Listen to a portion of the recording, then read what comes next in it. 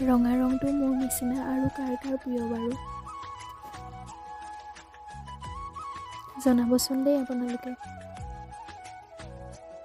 মই আকৌ চাদৰ মেখেলা পিন্ধোঁতে চাদৰখন বিচনাত পাৰিহে জাপ দিব পাৰোঁ এইদৰে।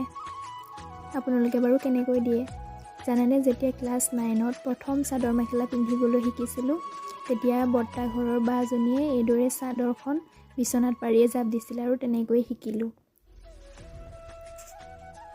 মই আকৌ মনটো ভালে ৰাখিবলৈ এইবোৰকে কৰি থাকি ভাল পাওঁ, মানে ফটো উঠা, ভিডিঅ' কৰা। ফটো উঠি যে বহুত ভাল পাওঁ। নিজে নিজকে ফটো উঠাই থাকোঁ আৰু যিহেতু কেমেৰামেন নাই।